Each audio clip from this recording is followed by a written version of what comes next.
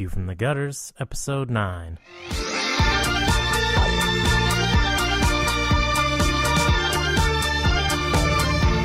Welcome to View from the Gutters, the comic book podcast where each episode we discuss a collected edition, trade paperback, or graphic novel, and then recommend and vote on the book for the next episode. Warning: the discussion portion of this show has massive spoilers for that book. On this episode, we discuss Prophet, Volume 1, Remission, and, to skip ahead to the recommendation section, skip ahead to 3024.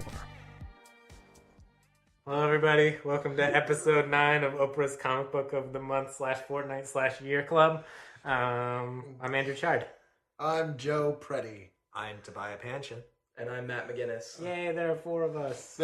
We have quorum, finally. Yay. You have no idea how long it's been since we last recorded. And by you, I mean me. I don't remember when we did. It was like 2 weeks ago. We've actually been really good. It was at least 3 weeks ago.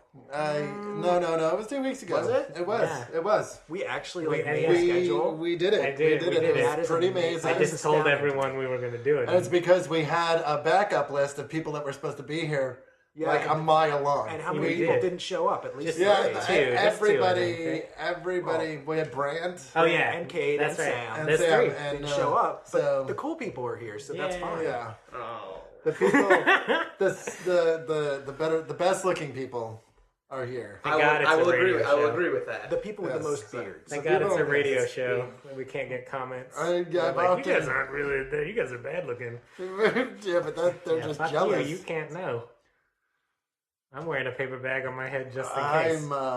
I'm actually, There's a They Might Be Giants song that's about their drummer, and I can't remember the drummer's name, but it's about how it's really not the drummer, it's Whitney Houston, and she's just wearing the drummer's mask, which is sad now because she's dead. But you are just wearing a Whitney Houston mask. I'm just wearing a Whitney Houston mask. None of us wanted to bring up. It's because of the greatest love of all is the one inside me. That's why. It was weird when you came into my house wearing that, but... I'm glad we can finally address the elephant in the room. I feel like I should just start inserting Whitney Houston song titles into... You can sneak them in because I don't know a single one. I was gonna say, or you can just... Oh my God. You can just put them in there and we'll never know. Just in the middle of a sentence yell out a... I think sneak them in covertly. Yeah, see, and you can get point. It'll be a drinking game. That's what's we'll great. Play along at home. You have such horrible taste in music. You could just everything that you say could be a song title, and none of us would know it. No, it's funny because I've gotten music from Mr. Panshin. I happen to know that he stole music off the hard drive I gave him. So this is not a music podcast. It's not. It's not. Yet. We can't even tell. Oprah's Music of the Month Club is a different one. Coming soon. We do. I do have to have a final comment on that though, and for your information, I deleted about 90% of the music off of that hard drive because it was awful. Everything but the ABBA. You're mispronouncing awesome. It's got an S in it. Everything but the ABBA. You saved that. Oh God, you gotta keep you gotta keep the ABBA. The Oprah Winfrey Music of the Month Club will be, actually you'll need a pretension level of 5 or above to listen to. Also, if you sign up for that, you get a free subscription to the Fruit of the Month Club. The Fruit of the Month Club and a white belt. Yeah. The Oprah Winfrey Fruit of the Month Club is actually fruits that look like Oprah Winfrey. Yeah. Yeah, no, it's really amazing. Someone has lovingly carved them it's an excellent value is what I'm saying. I also think, not real. No, it's not real. Don't try to sign up for that. I feel like we've set some kind of record tonight for getting off topic. Like already? We really right off the bat, in. we were just gone. We were just gone. Yeah. We're saving all of that though. It builds up. Edit this. All right, we'll save us from our horrible tangents and tell us what we read this week. We read Prophet, number 1, Volume 1. Remission. Volume 1. Yeah, by lots of people. Let's see. Mostly by Brandon Graham and Graham. Roy. Yeah. but there's some other artists in there. A couple of theirs. Farrell Dalrymple, Giannis. Milano Giannis. Yep. Wow, that is an awesome name. Yeah. Then more Simon Ray. Cool. Yeah. Yeah. Lots of good art and writing in here. Some beautiful colors as well. Let's just go around the table real quick and say if you liked it or not. Toby? Well, I recommended it. I loved it. It's my comic of the year thus far. I mean, we still got 4 months left in the year. Those months are bad. At least 3 months. Those months are bad. 3 months and change. And I don't doubt that anything's going to uncrown this. Yeah.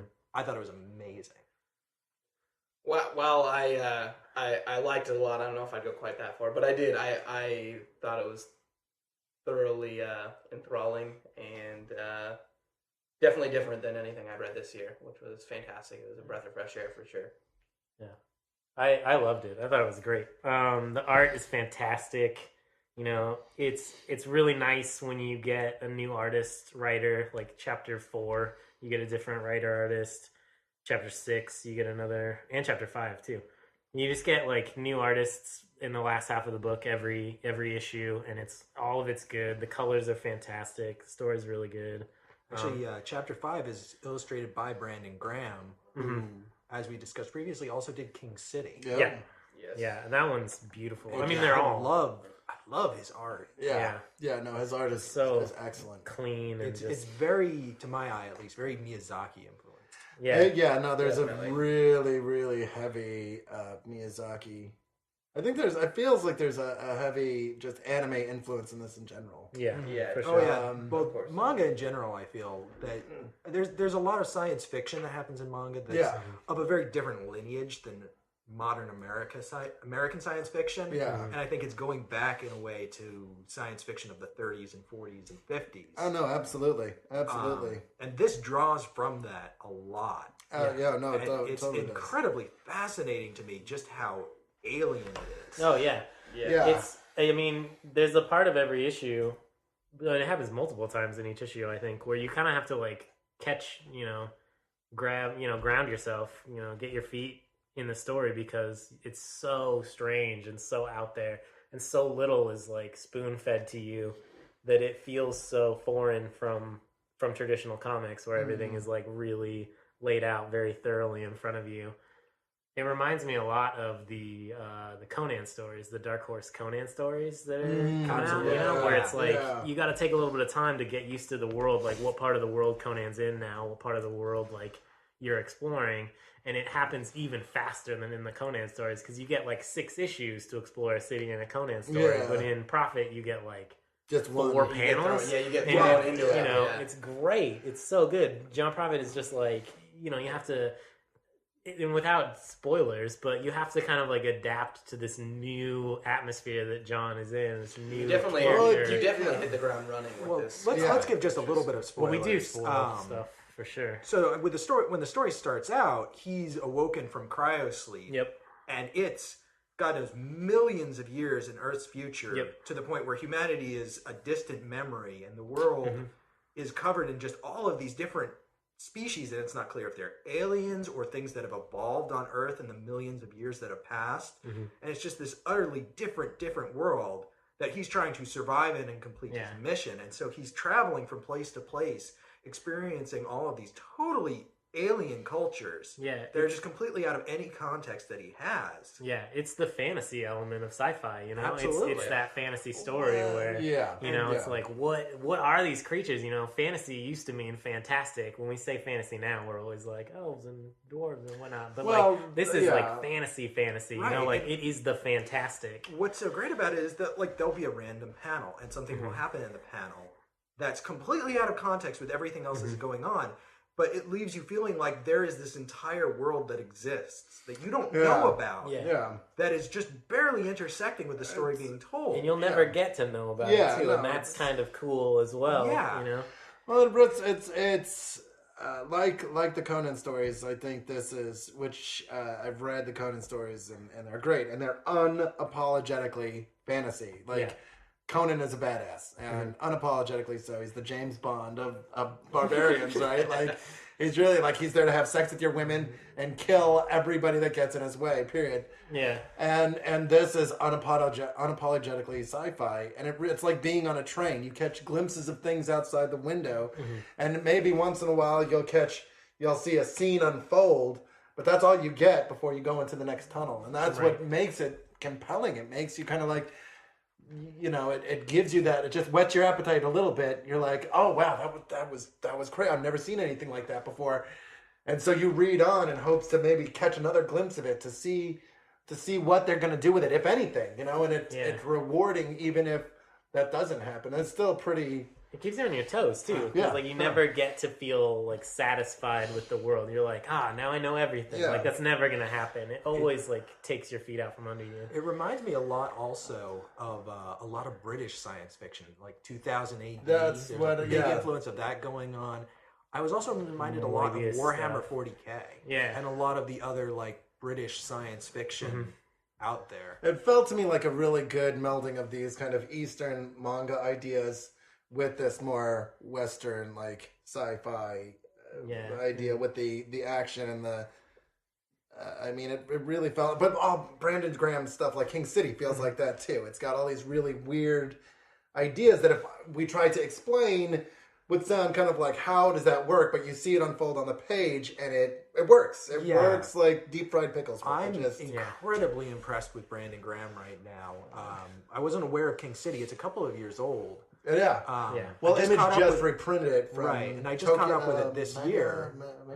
Tokyo Pop. Yeah, it's I the think same it's guys Pop, that originally printed But Wonton Soup. between this and King City, he is somebody who's now firmly on my radar to watch out for in the future. And I know I just saw an advertisement for something that he's going to be doing soon.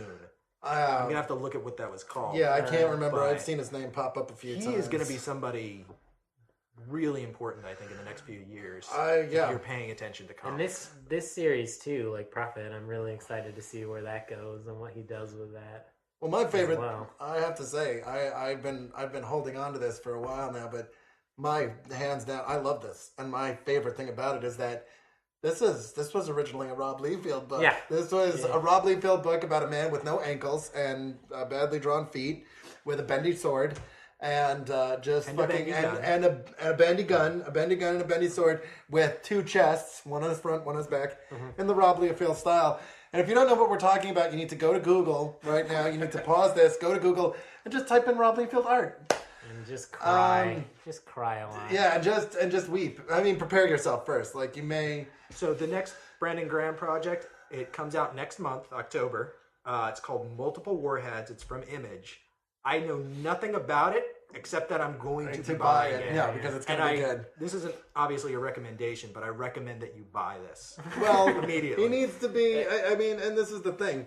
Brandon Graham is a great example of what's right with comic books. He's a guy that has ideas, that has enough steam right now, that has enough wherewithal to go and do shit like take Prophet out of the fucking dustbin where it's been for 20 years, 15 years, and dust it off and make it amazing. And a big hats off to Image, too, for letting him do this. Because I'm sure that when he came in and pitched a Prophet series, they're like, oh, great, that guy that kills people, and we can put him in the Invincible universe, and we can put him in Savage Dragon every week. And then he was, like, no, we're going to put him somewhere you can never play with him. I feel like Image was a place of big ideas, and when they got started, it was all these guys from Marvel, and like, hey, we're gonna do what we want to do, and it was great. You had Jim Lee doing Wildcats, you had Rob Liefeld doing whatever he was doing, and you had Todd McFarlane doing Spawn, which I think is awful. But Spawn in its first year had issues written by Frank Miller, Alan Moore,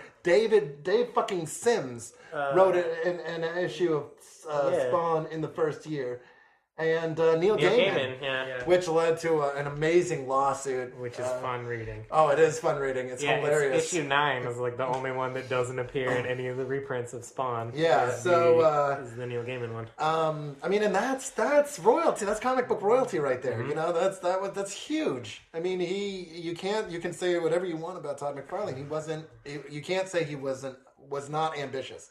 Also, Spawn's really interesting, and I think reading it now is like really kind of fun. I mean, it's not the greatest series ever written, and I never would say that, but it's not terrible. But if you want to understand 90s comics, Spawn is fundamental. Spawn and Savage Dragon are both real fun, really interesting reads. Savage Dragon is great. I love Savage Dragon. But I think Image is still doing this. Image is still... When you kind of look beyond some of the stuff they put out that's a little weirder, a little bit more mainstream, there's still a place of big ideas as opposed to Marvel and DC that are... Chew came out of there, which was insane. Prophet, Invincible, Cowboy, Ninja Viking. Walking Dead. I Yeah. mean, like, you have these Walking ideas Dead. that, like, shouldn't live in a comic book, you know? There's stuff that is like, no, that is too insane for comics. Yeah, and they're and- just proving to everyone that nothing is too insane Yeah, for comics. and as a matter of fact, that's what comics are for. Exactly. This is what comics are for. Let's Is to take explore. these crazy ideas and put them down because it's a perfect medium for that. Because you don't need to, you get more flavor than you do with prose because you have this great artwork. And if you're Talk working with about somebody great that's artwork. Yeah. Comic is like a visual feast. No, it like is. you know, like It's you're amazing. in solar systems and which is and just- excellent because most of the story, almost all of the story, is told through narration. Yeah. And it's incredibly sparse at times. So you need this incredibly potent art to bring you along. You know. Yeah, you Beautiful look at visuals. this, and you look at how Marvel and DC have both largely given up on having narration boxes ever. Yeah. And you think Yeah. that's stupid. It is Look stupid. at how amazing this is. Well, talking about Conan, which we talked about earlier, Conan's full of them. You know, Yeah. it's all over the place because how do you translate like a big narrative text like Yeah, the exactly. Robert Howard Conan stuff Yeah, into a comic? You need narration to help you get Absolutely. inside the character's head. and in this, the narrator is almost a character unto itself. Yeah. Which is really It interesting. gives you insight into the Which is, world, yeah. into the characters, into how people are feeling, because it's hard to show feeling through art. I mean, that's And no, something that absolutely. suffers in Marvel and DC. Going back to the Conan analogy, a lot of the strength of the Conan stories was Robert E. Howard's narration. Absolutely. Yeah. It was incredibly strong, Yeah. and it's what gave Conan so much of his character, because Conan is not a character who is known for his He's not monologues. for soliloquy. Soliloquies. And Yeah. that's part of what's so strong here, is that you feel like somebody is telling you this amazing story. Well, and it gives you this over-the-shoulder thing. It's like, when it's done well, you're there. You're Yeah. put in that story, and you're traveling with that character. And that's the power of good narration. It can be used awfully, too. I've seen it used horribly in Oh, places. there's so many but, cliches, like detective yeah, noir, yeah, but cliche. the reason it became cliche is because when you read fucking Hammett, when you read Chandler, the narration, you can hear it. You smell the rain outside. The cigarette smoke, and it's a very powerful tool when it's used correctly. Yeah, and it's and- used amazingly. In Well, yeah, Profit. they need it in Profit. It has to Yeah. exist because John. Not only is he like in my mind sort of a Conan character where he would not have great, dialogue with anyone. There's also no one for him to talk to. Yeah. These Yeah. are barren wastelands Yeah, of exactly. destroyed alien civilizations. And like very bug-like alien stuff, like a lot of drippy, gooey, like weird things, and he doesn't have anyone to talk to because Yeah. for a lot of it, he doesn't Except for the speak vagina their language. monster. There's There's like one alien that he speaks to that has a vagina for a head. Oh Yeah. yeah. and he ends up the- having the- sex the- with it. Yeah, Mate he's with got me. to. Mate with me. You've got to Mate have with sex me. with alien And then vagina cuts him monsters. open and takes out the embryo Yeah. organ thing, and Which is just like out of nowhere. Yeah. Like, So good. Well, that's Crazy Brandon thing Graham right happening. there. That's Yeah. Brandon Graham. He remind- and then that it just moment. goes past. Like it's just a moment that happens, and then Well, it has to move on and- to the next crazy thing. and actually the crazy thing for me, this might make me sound like a sociopath or something, but that's actually, that moment is what endeared me to this book. Yeah. Like, and as Because crazy as it's that sounds, because it's so- just no. so out Yeah, there. no, it's but so at the like- same time, I read it and I was like, "Do it, No, fuck done, yeah, right? That's awesome." That- and at that point, I don't know, on some level, I realized that I just accepted this universe that Yeah. he created, and I was going to go with it, and I didn't care where it went. That I was going to enjoy the ride. It reminds me of Orkstein in that way. Yes, And I know yeah, that no, not and I everybody think- loves Orkstein the way I do, but That's exactly it. That's the Yeah. hook. Yeah. Is- The first time you read it, it's just your mind is blown. Yeah. Page after page Yeah. after page. And when you hit that point, you're like, I'm done. There is nowhere else for my brain to go. I have surrendered to the comic, and Yeah. I'm just trying to accept everything else that happens. And what I Yeah. can tell you is, Because I can't if be you reach- surprised unquestioningly. if you reach that point in the book and you're not hooked, put it down. Because it's I not mean, because for it's you. not gonna, it's not for you. And at the same time, if you're at this point in our podcast and you're and you're not, if you're not hooked, Keep don't, listening. Just keep listening. Keep listening. Don't, Every day. don't turn us bleed. off. If you're not enjoying this podcast, what you need to do is go out and get 10 of your friends and tell them all to download it and listen to it and get to where you are, and you'll enjoy it a lot more. And then explain to you why you're wrong about not liking it. Exactly, exactly. Because I like it. I think it's amazing. This podcast is my favorite podcast. This is the best podcast ever. I've never listened to it, but I think I'm the only If one that's I- actually listened to it back for editing purposes. I would love to. you've edited things. Just some sound issues where there's peaking and like loudness. I peaked several times during this. I have to turn us down Watching a lot you peak because makes we. me peak. there's a lot of Anyway, peaking. back to Prophet though. I'm feeling a little one of the peaky right things, now. one of the things that makes those moments, those like weird, wacky moments, so powerful though, is like you have all these moments right before it where there is nothing. You know, like Yeah. you're just seeing him walk through wasteland and just live in the environment, and you kind of like are lulled into this false sense of security with the world, and then it does vagina monster you. And one thing that I'll say too that also kind of endeared me to this book, and we kind of touched on it, was that there are strong points of writing in the story, and then they pass like the baton, I guess,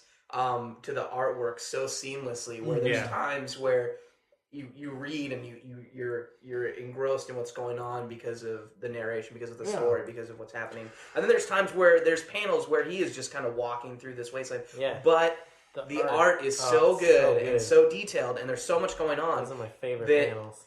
I almost spend more time looking at those panels than I do the ones where there's Absolutely. this text and stuff. One of the things I love about Brandon Graham is that he is never afraid to sit back and let the story take its own time. Yeah. And let the artwork carry the story and tell the story. Yeah. Well, and I think it does it, and because he's able to do that, because he has no problem doing that, this Prophet scores in doing what good sci-fi is supposed to, which is restore to you this kind of wonder at amazing and improbable things. Yeah. At things that you could never fathom, things that if you were put into that world, you'd fucking just drop dead. Yeah. Right? But you're just there. You're like, it's amazing. And one of the things too when I read this is there was a point, I think it was actually after the second issue, that I literally had no idea what was going to happen. Yeah. I mean, usually you read a book and you gotta go, oh, well, I bet this is going to happen. And even if you're wrong, you still have this sense of, well, I could have been right. Or, I don't know.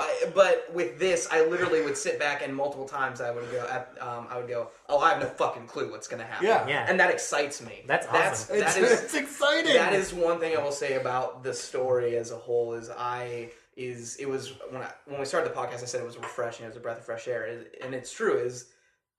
There was multiple times where I really was just like, I'm along for the ride. I have no clue what's going to happen, and that's a beautiful thing. And that's and that's rare. That is really rare for me as a jaded well, just in comics in general, comics it's pretty fan. rare. It restored my faith in comic books. It's good. It's really good.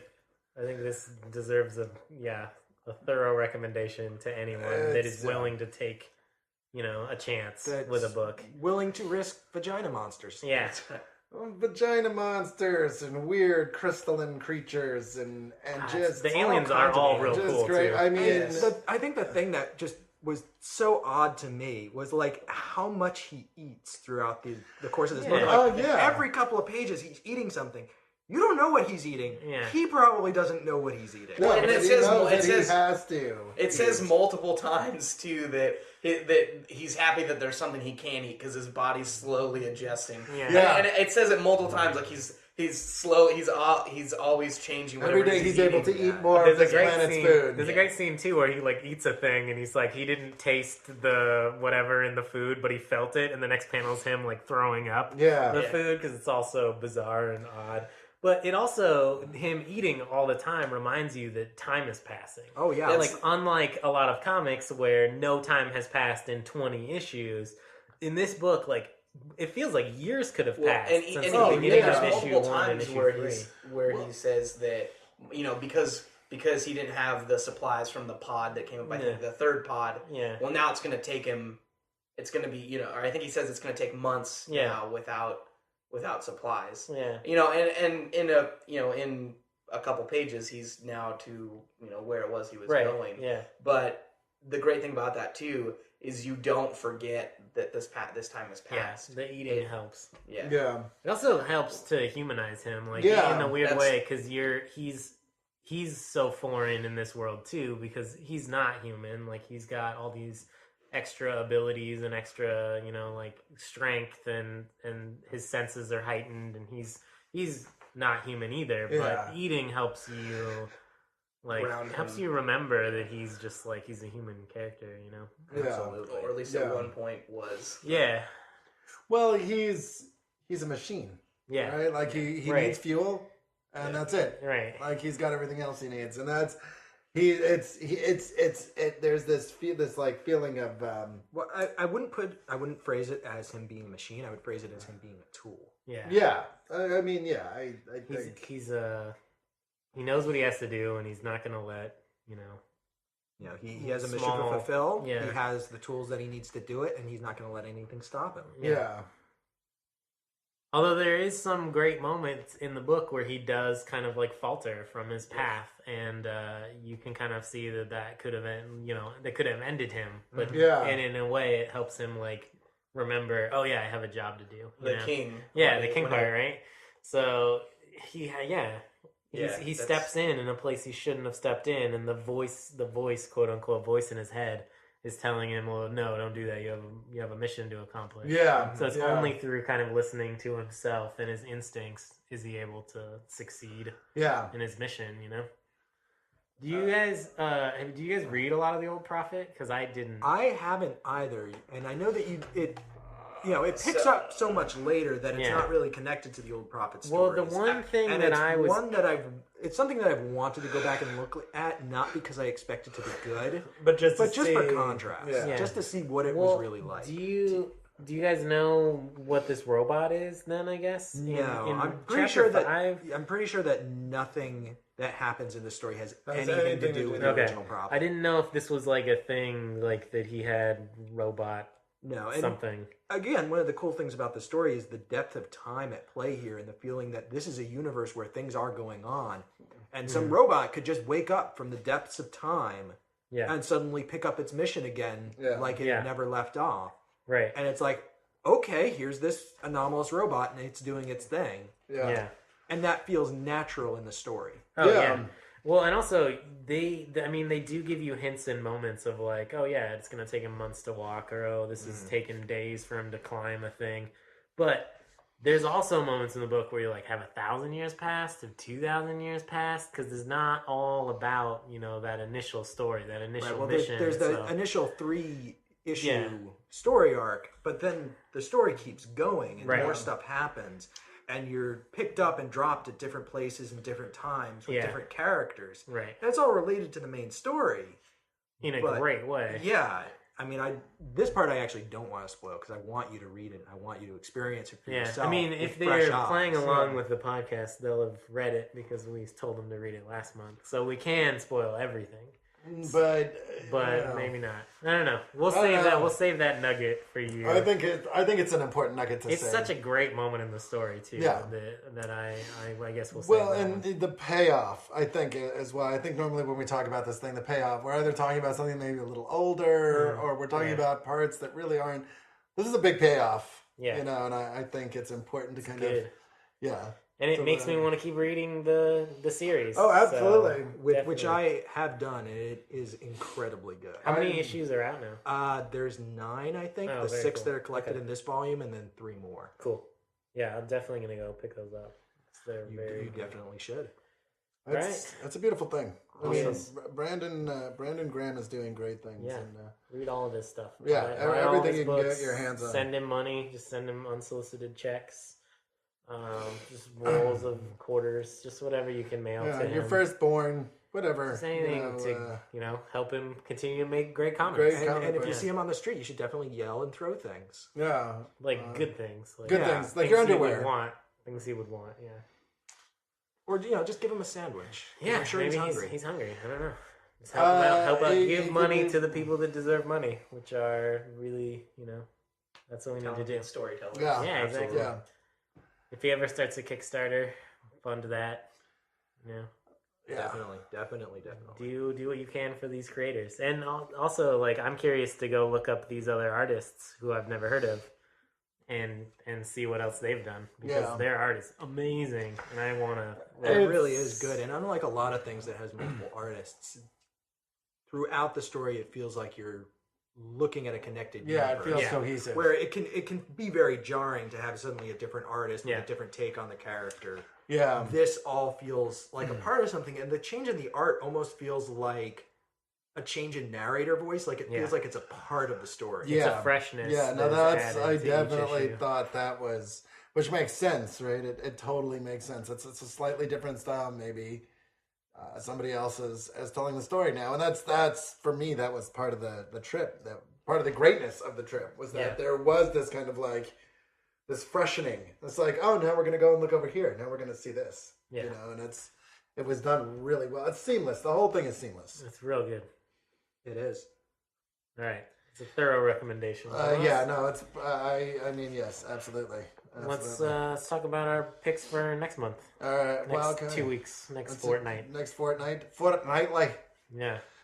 Who wants this? Should I start? I think we picked. Yeah. Okay. Well, Matt hasn't been here in a while. Yeah. Let Matt start. Matt missed last. Because I know I'm not voting for this. That's so mean. I'm a bastard. I'm a bastard. I'm sorry. No. It's not a personal thing. No, it is. He said earlier, he's like, I don't give a shit what like, Matt brings. I'm not fucking voting for McGinnis, that man. kid. I've never heard of this, so I want to know what it is before I decide if I'm going to vote for it or not. All right, so this is called Cowboy Ninja Viking. It is a book from Image, which we've already talked a little bit about. Yeah. I foreshadowed it earlier. Yeah. A little foreshadowing. Yeah. It is by A.J. Lieberman, and the art is by Riley Rossmo. Now, I'm not picking this book solely on the story. When I picked up it was actually the third issue that I saw. What grabbed me about it was the art and the color palette that's used, and how in each issue, when I went back and looked at their issues, there is a different color. There's a different color palette used in every single issue. Yeah, it's all monochromatic colors, yes. but there's like one color, dominant quote unquote, per issue. Which was just different to me. I just almost visually, I got it almost purely on that. And it's called Cowboy Ninja Viking, so the title, it grabbed me. Can I see that? Most definitely. Now that being said, the story, it's wacky. It's out there. It's unlike something that I've. Can you give us a primer of the initial plot of the story? Basically, there's these people, these assassins called triplets that exist in this world, and the triplets are people who have multiple personality disorder, basically, where they truly believe that they're three different people, and Cowboy Ninja Viking is one of them. And the thing that I liked about the story, without going too much into it, that I felt was handled really well, is when he's having conversations with himself, and how you know which character it is that you're dealing with at different times.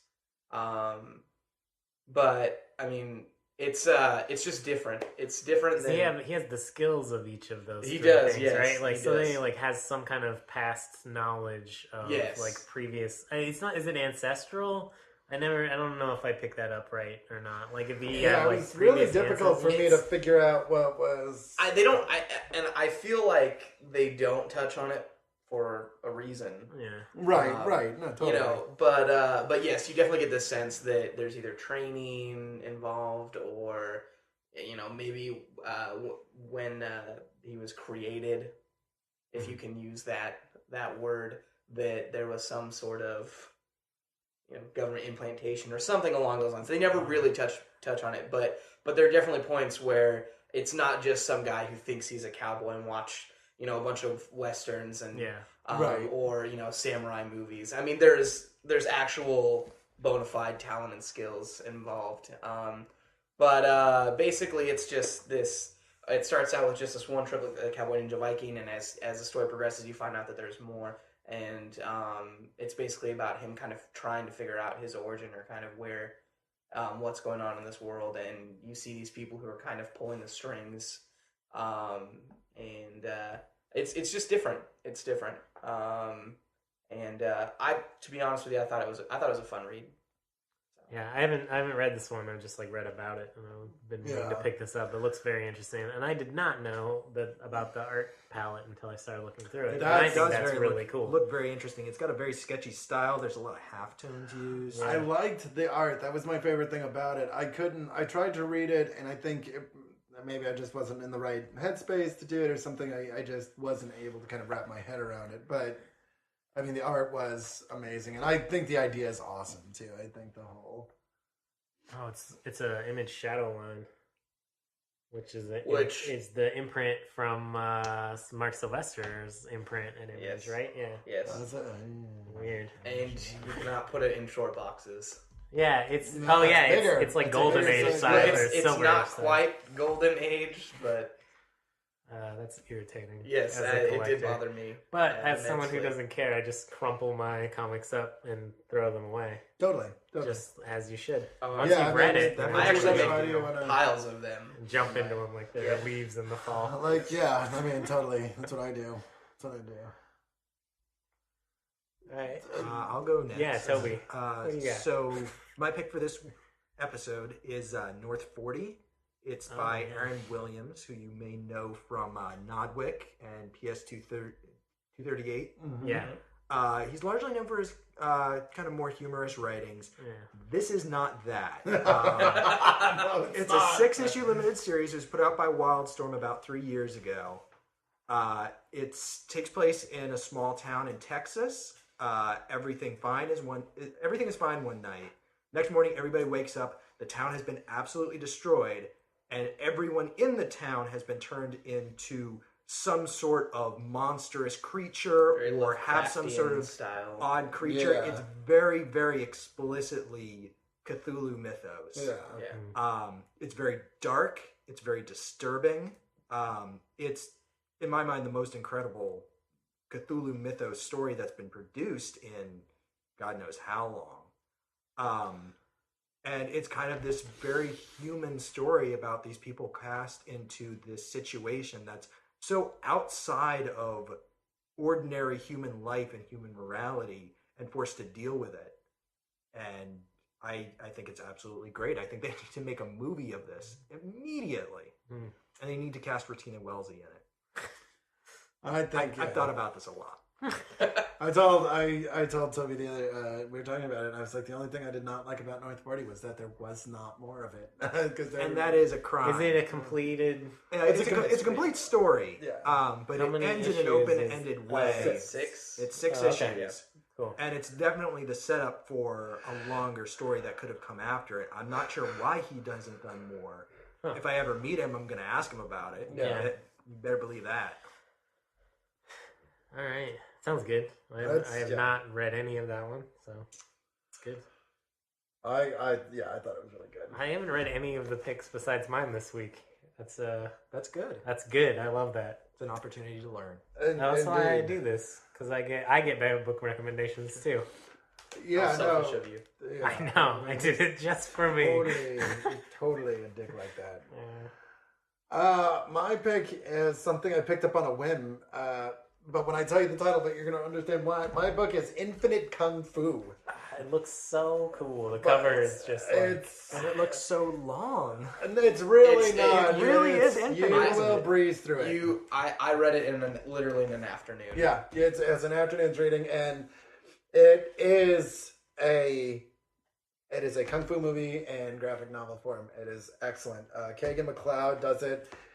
His art is great, and it's one of those things where you definitely see him streamline his art as he goes through, which is something I really like, because it's like you can see the clarification of his ideas This is a graphic novel by a man that is in love with kung fu movies, and it has some of the coolest ideas and coolest characters I've ever seen. I love chop socky movies. Just looking over your shoulder at it looks like there's a big influence from Hong Kong comics. Oh, yeah. I mean, it's definitely It looks influenced. influenced by, say, Weapons of the Gods. There's another one I'm not coming up with the name of.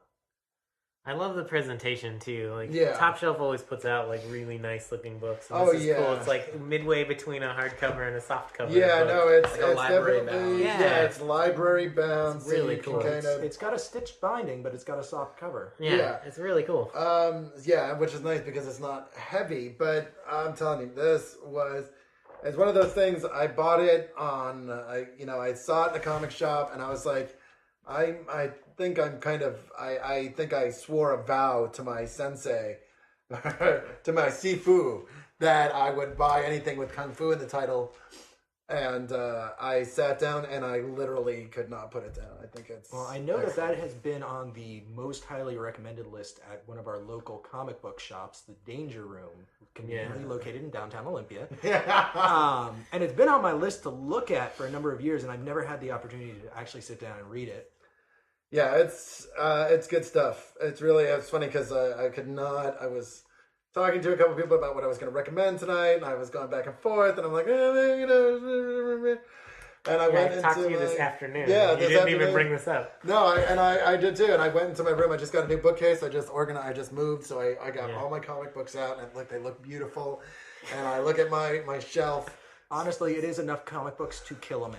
I really is. I moved boxes full of those, and Yes, I almost died. It's pretty close to a 7 foot tall. It's at least 6.5 feet tall. This bookcase, probably, And probably a good 4 feet wide. yeah, I would say 3 or 4 feet wide, and it is Just all filled. really heavy omnibuses. I'm I gonna had go to home and carry hug around. it. I'm not gonna lie. Omnibuses. But it's beautiful. I'm one of the things I'm most proud of. My daughter and my comic book collection. Comics first. Well, we don't. In we no- don't in talk no to- particular in order. no particular order. My daughter in comic books, and my daughter is kind of nudging down because she refuses to clean her goddamn room. I went in and I looked at the shelf and I saw this and I was like, "This is what I have to recommend," because it's a lot of fun to read, and it is like reading a movie. It's like, And totally kind of random beyond that, Kagan McLeod. Super cool. I actually sent him an email. really. So this came out about a year ago. Uh-huh. This collected edition that you people can't see me pointing at. Right. Look at it! Look at it! We're holding it up to the microphone now so you can see it. And about a year before that, I had been at a friend's house, and they had some of that downloaded on their computer, and I was just flipping through it, and I was like, "This is amazing. I want to go to there." Yes, And- that's how I felt. That's how I felt. And so I actually emailed him and was just like, "Hey, your stuff. I saw just a little bit of it. I think it's awesome. Is there any? Has it ever been collected? And he sent me an email. I mean, literally like the next day, an email back said, "Hey, thank you for reading my stuff and trying to find out and seek it out. And it should be coming out in the like the next 8 months. That's awesome. That's Thanks awesome. for being a fan. I hope you pick it up. That's great. I put a lot of love into this book, and I really hope it's received well. And I love that it has been received. So at least among the people that I know, Absolutely. Yeah, everybody's talking about this book. Well, and it is. It's you talk about.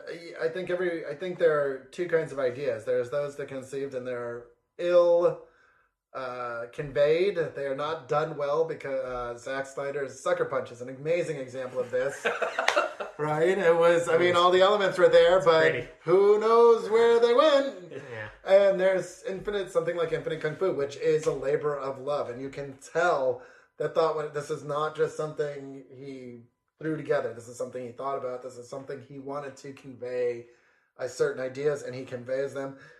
And it's beautiful to look at. The art is amazing. The characters are just great. There is a character in this book named I can't remember his name right now. His name is Moog Jugular. He is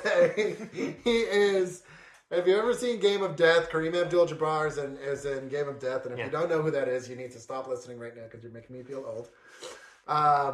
Is this huge, tall, lanky black dude with a huge afro and these goggle sunglasses, and he's just this badass kung fu. He's an NBA dude. player. Well, Kareem Abdul-Jabbar is Move Jugular, is kung fu Kareem Abdul-Jabbar, Nice. who was actually a student of Bruce Lee's. There's your random trivia for the day. That was very random. It Yeah, was. I'm impressed. Well, we were talking about kung fu and Kareem Abdul-Jabbar, and anyways, Infinite Kung Fu. Even if we don't pick it, which we will, I have a good feeling about it. Go out and buy it and read it because it's excellent. I'm the only one left. You are. Yeah. It's a lot of pressure on me. You gonna Well, drop this out or are you gonna you finish picked this? an amazing book. I love this book. All right, so I picked Wormwood, Gentleman Corpse, written and illustrated and colored and inked and everything by Ben Templesmith for IDW. It's the first volume. It's I think 5 or 6 issues. I love this book.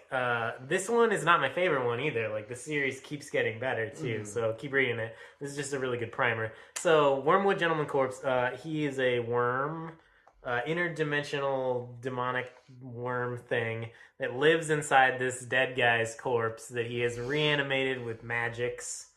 And people can't see that it's a dead guy. They think it's a real guy. That doesn't come up till later, but I'm gonna tell you guys that now because that helps you get over a weird hump in the story. Yeah, I feel so people don't see that he's a dead guy, but he isn't a dead guy, and he's just riding around in one of the eye sockets because he's this little inchworm sized worm. Don't the speech bubbles come from the eye socket? They come from the mouth, worm. They come from the worm. The corpse. His mouth doesn't open very often, and so he's kind of just I don't know. Sometimes they look like they're coming from the mouth, but it's So the worm kind of drives this corpse vehicle of a person around, and he is interdimensional, and he is visiting Earth to appreciate its qualities, what it's known for in the multi-dimensional universe, which is the two things it's well known for are alcohol and comfy furniture. So he's just there to basically drink in a strip club that is on the doorway to the inner dimensions, and these immortal magical strippers are guarding it from Cthulhu-esque demon monsters coming over to Earth to destroy things like booze and comfy furniture. I pick weird books. I've noticed. No. You pick. That's an amazing book. When it takes me 20 minutes to describe what's going on. Also, there's Wormwood's drinking buddy is a robot that he invented. A giant steam-powered wooden robot. Yeah. Isn't he? Well, I don't think he's wood. I think he's like clockwork. He's a clockwork. Clockwork. Yeah, he's a clockwork robot. Yeah. And who can't drink. So it's the worst drinking buddy you could ever invent. But anyway, Wormwood is kind of this interdimensional. Yeah. Because if you think about it, that's more booze for you. That's true. Totally. And he's this shotgun wielding, sweet clockwork robot who looks awesome and has a sweet beard. He looks like he belongs in ZZ Top, and is great. He's funny. Has a lot of good punchlines. Sold me at ZZ Top. Yeah, he looks like a ZZ Top He really guy. does look like Billy Gibbons from ZZ Top. Yeah, he looks like he'd be right there. It's just he's kind of a Constantine-esque.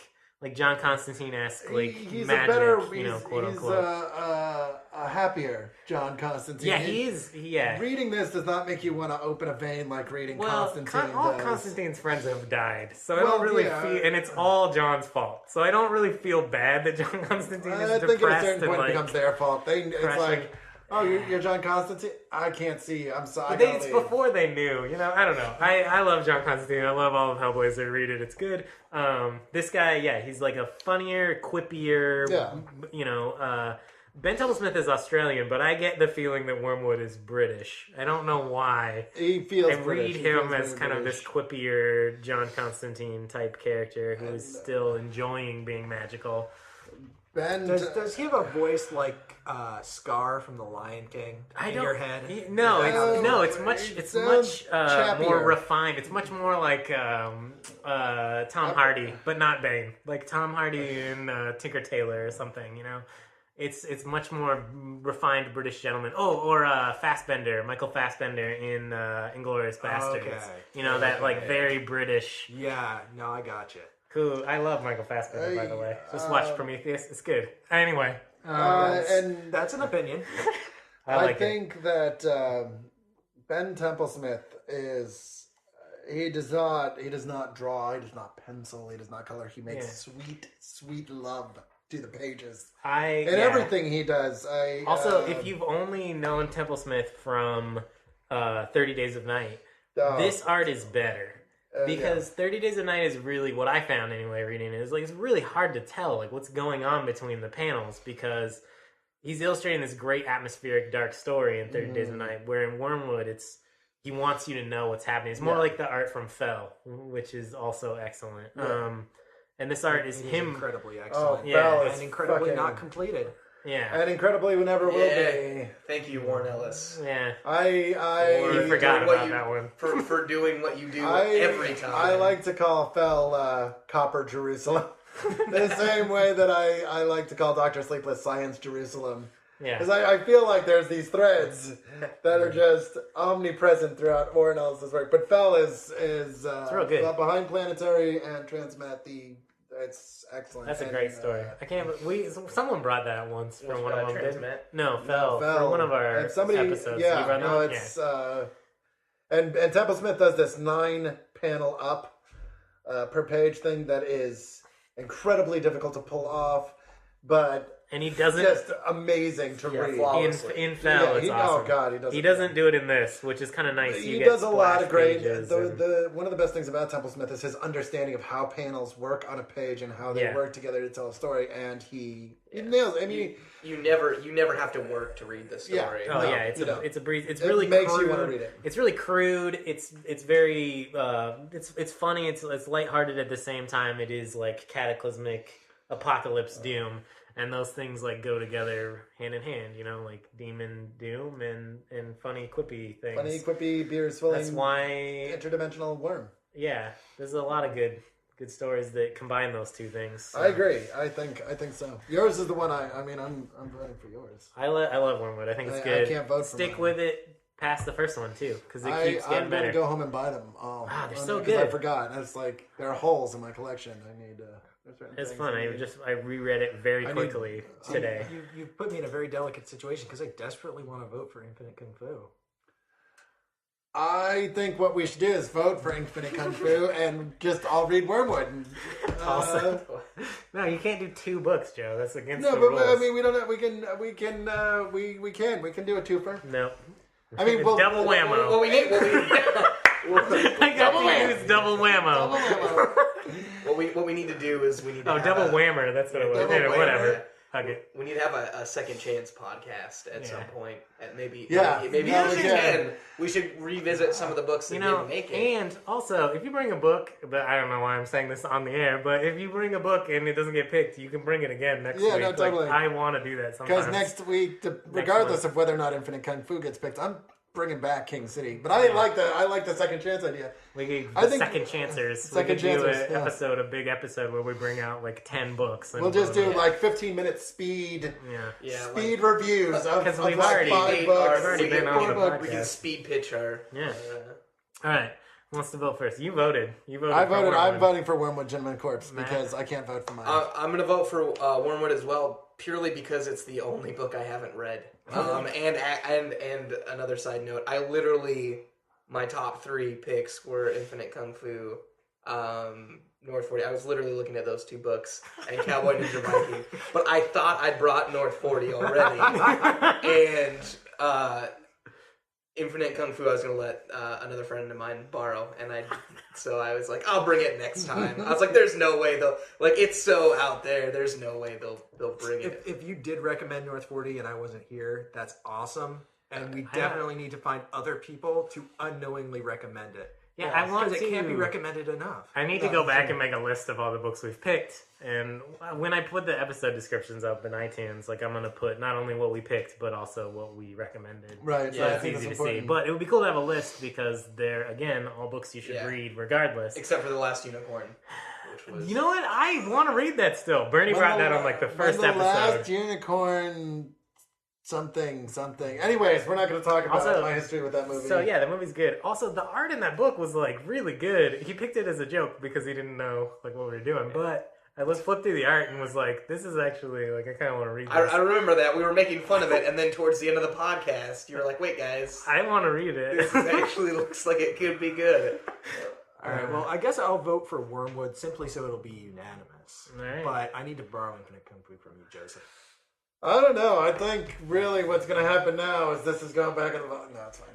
Thank you. Yeah, all right. Wormwood. It's good. I picked this totally on a whim. You have to vote for something. Oh, I have to vote for something else. I'm going to read North 40 because I haven't read it and it sounds awesome. So I'm going to pick and read North 40. You know what? You know what I'm going to bring next time? Fuck all. That's what I'm going to bring. Just bring Infinite Kung Fu again. I'm going to bring the X-Men Age of Apocalypse Omnibus.